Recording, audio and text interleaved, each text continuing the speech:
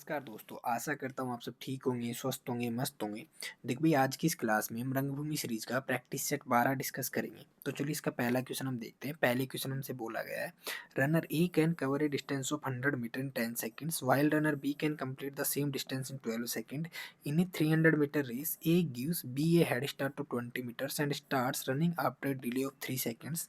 If both runners maintain a constant speed, then in how much time will B alone cover the total distance covered by A and B from the time B start running until A complete the race? देख भाई बहुत प्यारा question है। इस question में हमसे बोला गया ए और बी दो रनर है, ये 100 मीटर की रेस कवर करते हैं। तो ए 10 सेकंड लगाता है और बी 12 सेकंड लगाता है, ये टाइम दिया हुआ है।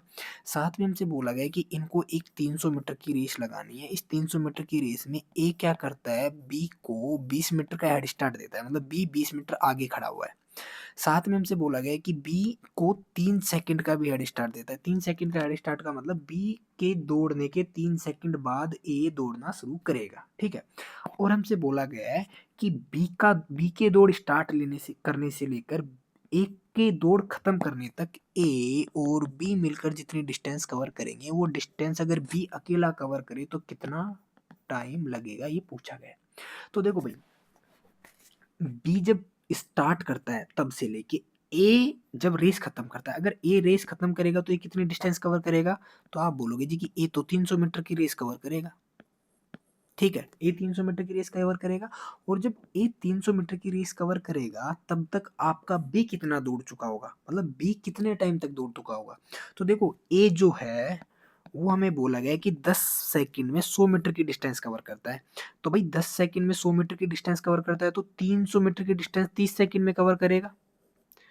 तो बेसिकली ए के द्वारा 30 सेकंड में डिस्टेंस कवर की गई, और 3 सेकंड पहले से भी दौड़ रहा है, 3 सेकंड पहले से भी दौड़ रहा है। तो बी ने जब ए ने दौड़ खत्म की तब तक बी कितना दौड़ चुका, तब तक बी 33 सेकंड दौड़ चुका, तब तक भी कितना सेकंड दौड़ चुका, 33 सेकंड। अब आ जाते हैं दूसरी चीज पे। देखो भाई, ये तो बी के द्वारा तय की गई डिस्टेंस है। हमसे बोला गया ए और बी मिलकर जितनी डिस्टेंस कवर करते हैं उतना बी अकेला कितना टाइम में करेगा। तो देखो बी ने जो डिस्टेंस कवर की वो तो आएगी भाई, 33 सेकंड में बी ने डिस्टेंस कवर की जितनी भी की होगी। उसके अलावा ए ने कितनी डिस्टेंस कवर की, 300 मीटर। तो ए ने जो 300 मीटर की डिस्टेंस कवर की है, ये बी कितना टाइम में करेगा। तो देखो भाई, बी 100 मीटर 12 सेकंड में करता है, तो जो 300 मीटर है कितने सेकंड में करेगा, 36 सेकंड में। तो बेसिकली जो पूरी डिस्टेंस है बी के द्वारा कंप्लीट की जाती तो कितना टाइम लगता, 33 सेकंड तो बी अपना टाइम लेता है, और 36 सेकंड में ए के द्वारा जितनी डिस्टेंस कवर की गई है उसको कवर करने में टाइम लेता है। तो टोटल कितना आ गया, 6 और 3 9 336, 1 मिनट 9 सेकंड हमारा आंसर आ जाएगा। बहुत प्यारा क्वेश्चन था। बेसिकली इसमें आपको यही समझना था कि करना क्या है, वो बहुत इंपॉर्टेंट था भाई। अगला क्वेश्चन इसका हम देखते हैं।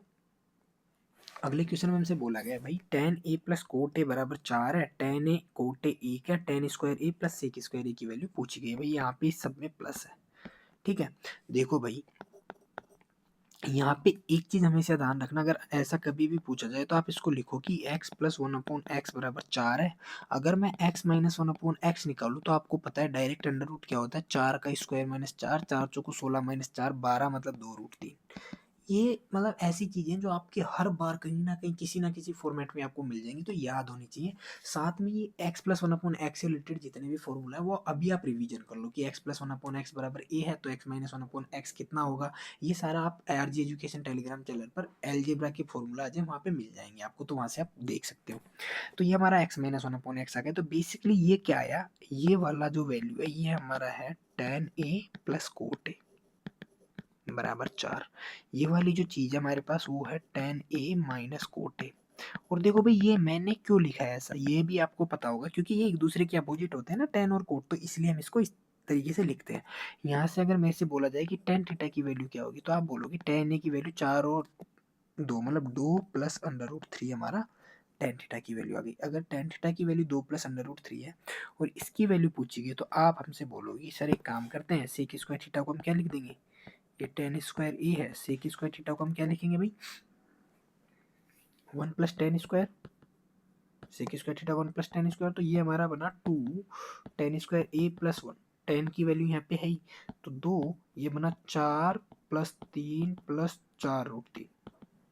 प्लस 1, तो 4 3 7 दूना 14 और 15 प्लस 8 और 3 हमारा इसका आंसर आ जाएगा। तो क्या ऑप्शन हो जाएगा हमारा 20 का आंसर आ जाएगा। ठीक है, अगला क्वेश्चन हम देखते हैं भाई। अगले क्वेश्चन हमसे बोला गया है, यदि एक नियमित बहुभुज के आंतरिक और बाह्य कोणों का बीच का अंतर 100 डिग्री है तो भुजाओं की संख्या ज्ञात कीजिए। देखो भाई, यहाँ पे मैं आपको एक चीज बताना चाहूंगा, अगर आप चाहते हो कि आपकी स्पीड इंप्रूव हो, आपको टाइम कम लगे मैथ्स के क्वेश्चंस को करने में, तो कुछ चीजें ऐसी हैं जो आपको याद रख लोगे तो बेहतर होगा। मैं आपको बार बार ऐसी ये चीजें क्यों बोलता हूँ कि आपको याद रखना है, क्योंकि इन पे बार बार रिपीटेडली क्वेश्चंस पूछे जाते हैं। तो देखो भाई, जब भी आपको कोई समबाहुभुज दे रखा हो, उसकी अगर 3 साइड है तो जो उनके इंटीरियर एंगल होते हैं वो कितना होता है पर इंटीरियर एंगल 60 डिग्री का, क्योंकि भाई ये आपका इक्विलेटरल ट्राइंगल का एंगल 60 डिग्री का होता है ना। उसी तरीके से अगर 4 साइड हो तो 90 डिग्री का। भाई आपका जो स्क्वायर होता है उसका पर एंगल कितना होता है 90 डिग्री का। अगर 5 साइड हो तो ये एंगल 108 हो जाता है, 6 साइड हो तो 120 हो जाता है, 7 साइड हो तो 128 से 4/7 होता है, अगर 8 साइड हो तो 135 होता है, 9 साइड हो तो 140 होता है, 10 साइड हो तो 144 होता है। यहाँ तक याद रखना बहुत जरूरी है, क्योंकि इन पे बहुत ज्यादा क्वेश्चंस पूछे जाते हैं। अब देखो, मैं अगर मेरे को ये चीजें याद है, मेरे माइंड में है, तो मेरे को पता है अंतर कितना होना चाहिए 100 डिग्री, तो मैं सीधा लूंगा ये वाला। क्यों? क्योंकि अगर इसका इंटीरियर एंगल 140 है तो एक्सटीरियर एंगल कितना होगा 40, क्योंकि इंटीरियर प्लस एक्सटीरियर 180 होता है। तो ये 140 ये 40 है, इन दोनों का डिफरेंस कितना है 100, तो मैं सीधा सीधा 9 लगा दूंगा बिना कुछ सोचे समझे ऑप्शन से देखते ही। ठीक है, अगला क्वेश्चन है भाई हमारा। इस क्वेश्चन में हमसे बोला गया, एक धनराशि चक्रवृद्धि ब्याज पर 3 वर्षों में अपनी 3 गुना हो जाती है, ब्याज दर क्या होगा। देखो भाई, अगर आपने पिछली ये सीरीज देखी है, उसमें मैंने आपको रूल ऑफ 72, रूल ऑफ 114 और रूल ऑफ 144 अच्छे से बताया डिटेल में कि कैसे ये काम करते, तो वही मैं यहाँ पे अप्लाई करने वाला हूँ। यहाँ पे मैं आपको कुछ बताऊंगा नहीं। 114 3 गुना कितना हो रहा है 3 गुना, तो 114 में मैं सीधा सीधा 3 का भाग दूंगा, कितना आ जाएगा मेरा, मेरा आ रहा है 3 3 9 2 4 3 8 24। अब मैंने आपको एक चीज बताई थी कि ये जो रूल है ये आपका 20% तक तो सही काम करता है, 20% से आगे जो भी वैल्यू एग्जैक्ट इसका आंसर आएगा वो इस वैल्यू से ज्यादा आएगा, इस वैल्यू से ज्यादा और ज्यादा, बहुत ज्यादा भी नहीं, थोड़ा सा ज्यादा, तो हमारा एक ही आंसर है 44.2 डिग्री 2%, सीधा सीधा आंसर इसका हो जाएगा। ठीक है, अगर आप इसको बेसिक से करना चाहो तो देखो, बेसिक से कितना हो रहा है 1 से 3 हो रहा है, 3 गुना हो रही है कितने टाइम में 3 टाइम में, तो इसका क्यूब रूट कर दो। जब आप इसका क्यूब रूट करोगे तो एक क्या करो, दोनों तरफ है ना आप 3000 से गुणा कर दो। अब देखो, ये तो आपका 10 बन जाएगा, 3000 के आसपास आपका किसका क्यूब रूट है भाई, इसके लिए आपको क्यूब क्यूब याद भी होने चाहिए ना। तो 27 का क्यूब आपका, सॉरी 14 का क्यूब होता है 27 44, 15 का क्यूब होता है आपका कितना 33 75। तो ये वाली जो वैल्यू है इन दोनों के बीच में, इन दोनों के बीच में होने का मतलब क्या हुआ, ये आपका लगभग 2 पॉइंट, सॉरी ये जो आपका बनेगा ये 1.4 से 1.5 के बीच में आएगा। तो 10 से 1.4 हो रहा है, तो रेट आपकी कितनी होगी 40% से ज्यादा, और इससे कम आएगी, तो आपका एक ही आंसर है 44.8, आपका सीधा सीधा आंसर हो जाएगा। ठीक है, आशा करता हूँ भाई ये वाली जो चीजें मैं आपको समझा रहा हूँ आप इनको नोट डाउन कर रहे होंगे, और आप अप्लाई भी कर रहे होंगे जब आप मॉक दे रहे हो या फिर प्रैक्टिस कर रहे हो क्वेश्चंस की तब। ठीक है, अगला क्वेश्चन है भैया आपका, देखो ये भी रिपीटेड क्वेश्चन है। When the price of an entrance ticket to a zoo is reduced by certain percentage, the sale of a ticket increases by 25%। मैं पहले आपको एक थोड़ा सा बेसिक बता देता हूँ कि किस तरीके से चीज़ें काम करती हैं, उसके बाद में मैं आपको शॉर्ट ट्रिक बताऊंगा इसकी, कि किस तरीके से वो आपकी शॉर्ट ट्रिक एग्जाम हॉल में आपके काम आएगी। देखो भाई, एक चिड़ियाघर की प्रवेश टिकट का मूल्य निश्चित प्रतिशत से घटाया जाता है, मतलब पहले अगर एक्स था तो अब घट के वाई हो गया, यह है इसकी प्राइस। अब प्राइस घटने से लोग ज्यादा आएंगे, तो लोग क्या हुआ, पहले अगर 4 लोग आ रहे थे तो 5 लोग देखने आ रहे हैं, तो जो टोटल मूल्य है, जो टोटल प्राइस है वो कितना होगा, मतलब जो टोटल कलेक्शन है पैसों का वो कितना होगा भाई, यहाँ पे x रुपए है और 4 लोग आ रहे हैं तो 4x है, अब कितना हो गया 5y हो गया, यही बोला गया। अब इसकी वजह से क्या हुआ, बोला गया कुल संग्रह 20% घट गया, लेकिन जो आपका कलेक्शन है वो क्या हुआ 20% घट गया, मतलब 5 से कितना हो गया 4। तो बेसिकली आपको 4x/5y का रेशियो दे रखा है 5/4। यहाँ से जब आप x/y निकालोगे तो कितना हो जाएगा 25/16, मतलब 25 में कितने की कमी हुई 9 की, कितने में 25 में इंटू कर दोगे 100, तो कितना परसेंट हो गया 36%, मतलब जो यहाँ से यहाँ कमी हुई वो कितने की हुई है 36% की। तो ये वाली चीज आपको समझ में आई होगी, मैंने बेसिक से बताया। अब देखो, जब ऐसा कभी भी हो, ये बहुत जगह काम आता है आपका, चाहिए वो सक्सेसिव डिस्काउंट हो, या फिर आपका जो डिसऑनेस्ट शॉपकीपर वाले क्वेश्चंस आते हैं उनमें भी काम आता है। तो ये वाला मेथड सब जगह काम आता है। इसमें आप क्या करते हो कि आपको पता है कि दो चीज़ें एक्स और वाई, और ये कितना था 4 से 5, ये दोनों मिलके आपका कितना बना रहे हैं, 5 से 4 बना रहे हैं। तो ये एक्स वाई निकालने के लिए आप सीधा क्या करते हो, इसमें इसका भाग दे दो, क्योंकि भाई यही आएगा ना 4/5 और 5/4, इनका सीधा रेशियो हो जाएगा 16 से 25। ठीक है।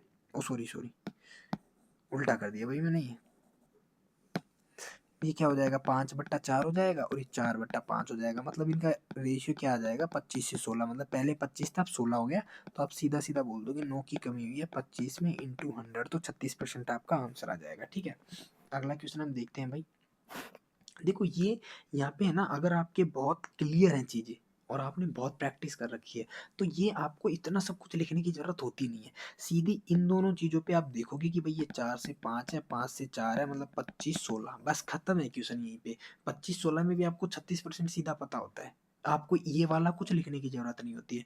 लेकिन ये तब काम करती हैं चीज़ें जब आपने बहुत अच्छे से प्रैक्टिस कर रखी होती है और क्लियर माइंड, एकदम क्लियर आपकी कंसेप्ट को लेके। ठीक है।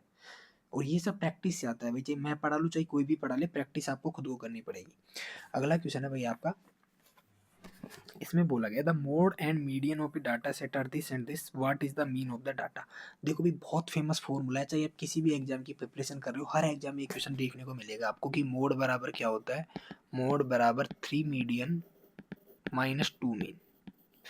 और देखो ये एग्जैक्ट नहीं आता, मैं पहले बता दूं, बहुत सारे लोगों को शक होगा, ये अप्रोक्सीमेशन वैल्यू आती है, लेकिन हमारे जनरली एग्जाम में क्या होता है, इसकी एग्जैक्ट मान लेते हैं, लेकिन ये अप्रोक्सीमेशन वैल्यू आती है, इसका एग्जैक्ट होता नहीं है स्टैटिक्स में। मोड हमारा क्या है, मोड हमें दुआ है 28.4 बराबर 3, मीडियन कितना है भाई इसका 88 माइनस 2 इंटू मीन। तो मीन पूछा गया है भाई, तो हमारा मीन कितना हो जाएगा, मीन बराबर हो जाएगा 3 इंटू 88 माइनस 28.4/2। जब हम इसमें 2 का भाग देंगे तो देखो यहाँ से कितना बनेगा 14.2, यही है 14.2। मतलब जो देखो पॉइंट 2 आ गया है यहाँ पे, पॉइंट 2 है, मतलब हमारा जो आंसर होगा उसके लास्ट में पॉइंट 8 होगा, तो हमें पूरी कैलकुलेशन करने की जरूरत ही नहीं है। ठीक है। सीधा सीधा हम यहाँ से कर देंगे। अब देखो भाई मीडियन के जितने भी सॉरी स्टैटिक्स के जितने भी फॉर्मूला है उन सबका आप रिवीजन कर सकते हो। जैसे इसका मोड वाला फॉर्मूला बहुत फेमस है। मोड वाला फॉर्मूला जो आपका होता है L plus F1 minus F0 upon 2 F1 minus F0 minus F2 into H, बहुत फेमस फॉर्मूला है। साथ में अभी जो आपका एच डी होता है, एच डी बराबर क्या होता है, अंडर रूट ऑफ वेरियंस होता है ना। तो ये जितने भी फॉर्मूले आप देख लो, क्योंकि बहुत इंपॉर्टेंट है ये आपके।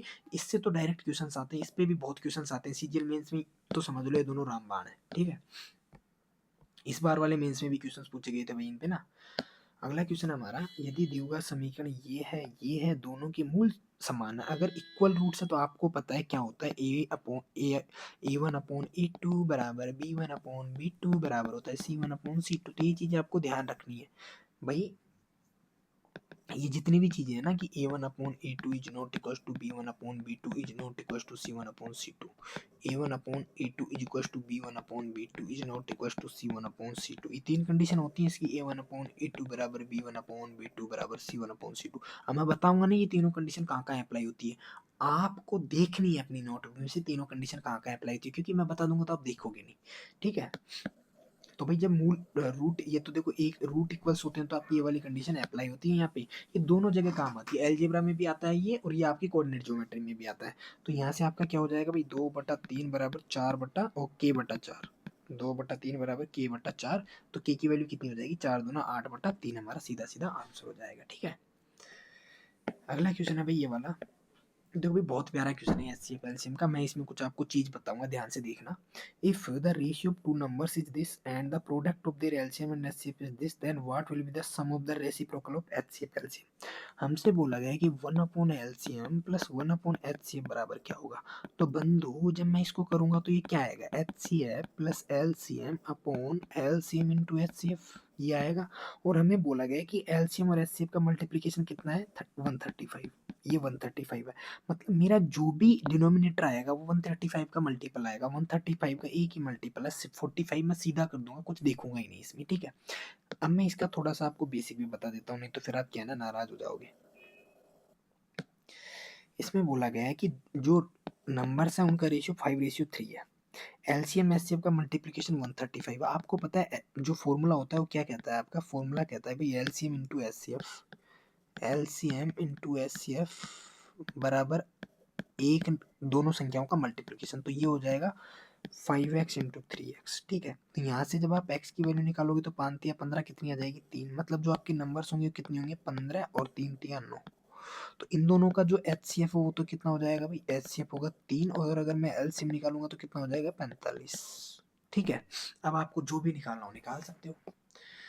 अगला क्वेश्चन है भाई हमारा, देखो स्पीड मेरी थोड़ी इसलिए ज़्यादा है क्योंकि मेरे को लगता है कि जो जो चीज़ें मेरे को समझानी है वो मैं सब समझाने की कोशिश कर रहा हूँ। ठीक है, अगर मैं धीरे स्पीड से समझाऊंगा, धीमी स्पीड से समझाऊंगा तो भी चीज़ें आपको उतनी समझ में आनी है, मैं फास्ट समझाऊंगा तो भी उतनी समझ में आनी है। फास्ट में क्या आपका टाइम भी बचेगा क्योंकि भाई आपके पास बहुत कम टाइम होता है ना, आपको रील्स भी देखनी होती हैं, तो इसलिए मैं चाहता हूँ कि आप यहाँ पे अपना कम से कम टाइम कंज्यूम करो ताकि मैं जितना सेव कर सकता हूँ आपका टाइम उतना करूँ।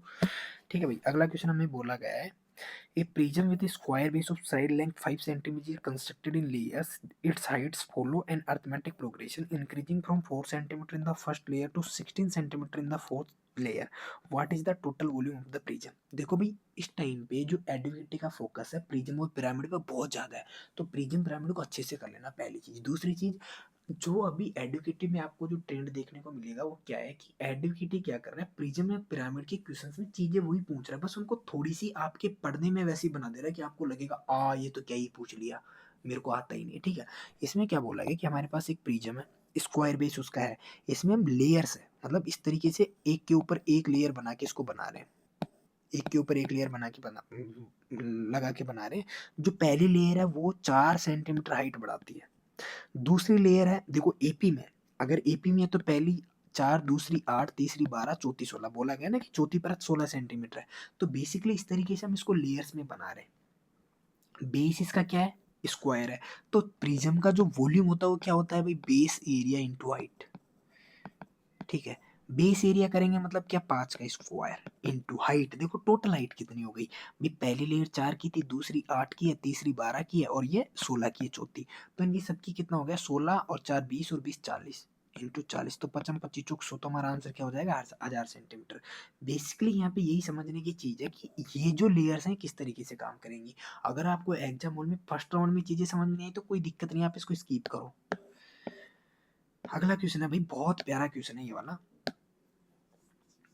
इस क्वेश्चन में हमसे बोला गया और मैं इसका आपको बहुत प्यारा तरीका बताने वाला हूँ, और कमेंट करके ज़रूर बताना कि भाई ये वाला तरीका आपने कहीं पढ़ा है क्या ऐसा, और आपको कैसा लगा ये वाला जो तरीका मैं बताने वाला हूँ इसके बारे में। अगर आप ट्रू फैंस हो मेरे जैसे, मैं अक्सर देखता हूँ लोगों को कि भाई वो किसी ना किसी के फ़ैन होते हैं, मैं तो चाहता भी नहीं हूँ कि आप में से कोई मेरे फ़ैन बनो, लेकिन फिर भी अगर आपको कुछ इसमें लगता है कि हाँ भाई आप, मैं सही में कुछ वैल्यू ऐड की है इस क्वेश्चन को लेके पर्टिकुलरली, तो आप मेरे को बताना।